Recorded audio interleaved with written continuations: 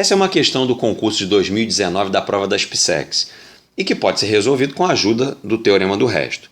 Perceba que o enunciado te dá um polinômio que não é totalmente conhecido porque o coeficiente do termo de grau 1 está representado pela letra K. Mas o enunciado diz que ao dividir esse polinômio por x menos 3 e também ao dividir por x mais 2, os restos obtidos são idênticos. Portanto, eu garanto que ao dividir p de x por x menos 3, será obtido um polinômio quociente, além de um resto. E esse resto certamente será uma constante. Por quê?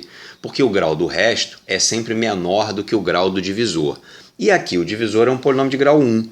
Portanto, eu garanto que esse resto é uma constante.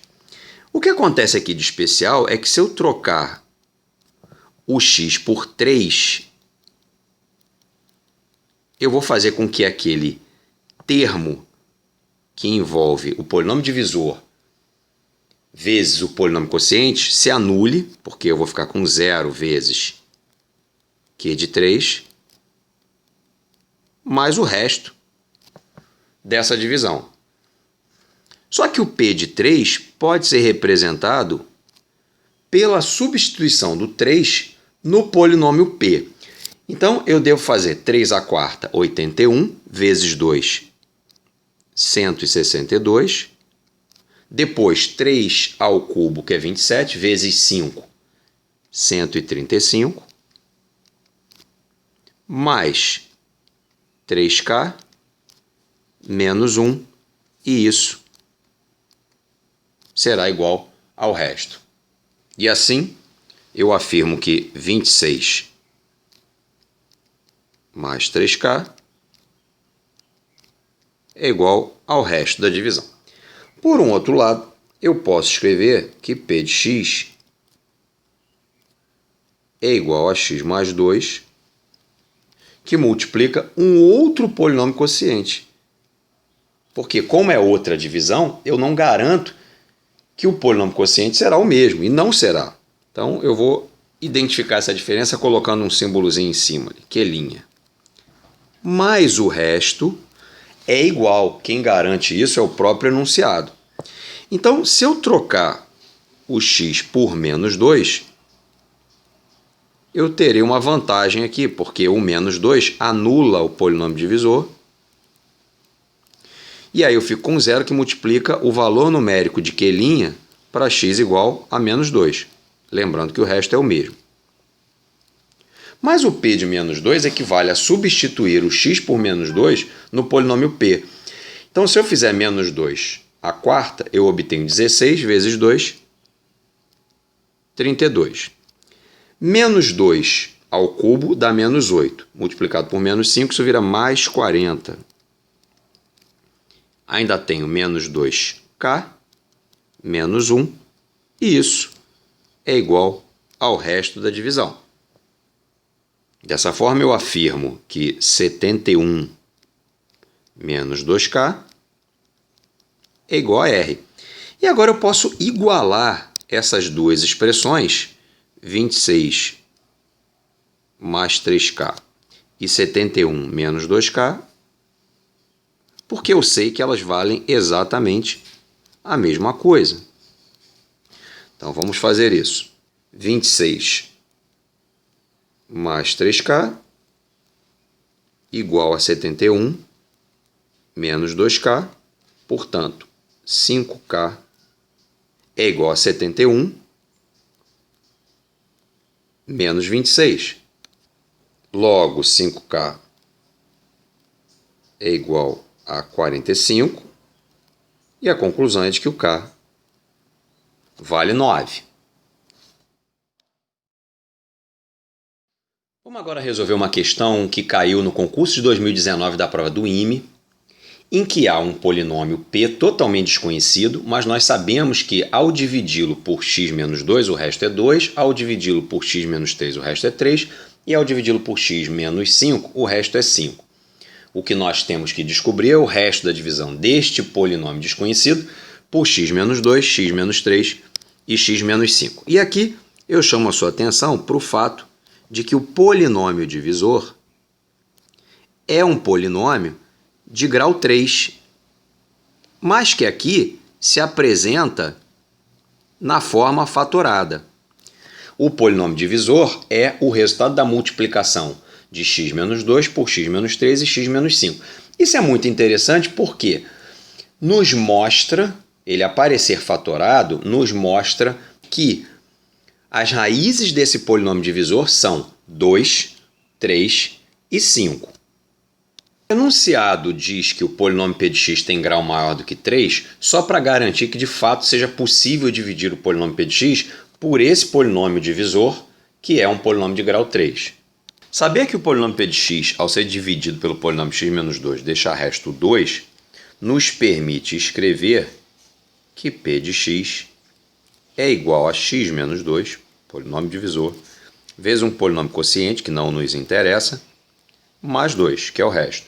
E fazer o mesmo para x menos 3 e x menos 5. Portanto, p de x é x menos 3, que multiplica um polinômio quociente diferente da divisão anterior, por isso eu estou escrevendo Q', mais 3, e, finalmente, p de x é igual a x menos 5, vezes Q2' de x, mais 5. Já a divisão do polinômio p pelo polinômio de grau 3 formado pela multiplicação de x menos 2, x menos 3 e x menos 5 pode ser representada por essa quarta expressão que você vê aí. E nesse caso, o polinômio resto poderá ter grau 2, grau 1 ou grau 0, porque o divisor tem grau 3. Sempre que isso acontece, que você tem mais de uma possibilidade para o grau do resto, o que você deve fazer é optar pela representação de maior grau. Então, a maior possibilidade de grau aqui seria grau 2. Por isso, eu vou passar a representar o polinômio resto como ax² mais bx mais c. E o que nós vamos fazer a partir de agora é tentar descobrir os valores dos coeficientes a, b e c. Note que não é à toa que o polinômio divisor nesta quarta expressão é a junção dos polinômios divisores das três primeiras expressões, justamente para que você possa usar esses resultados aqui, ó, p de 2 igual a 2, p de 3 igual a 3 e p de 5 igual a 5. E como é que vai ser isso? Nós vamos, na quarta expressão, substituir sucessivamente o x por 2, por 3 e por 5. Então, quando eu fizer isso com x igual a 2, eu vou obter que p de 2 é igual a 0, porque o 2 anula esse pedaço aqui, e já que é uma multiplicação, anula o polinômio divisor como um todo.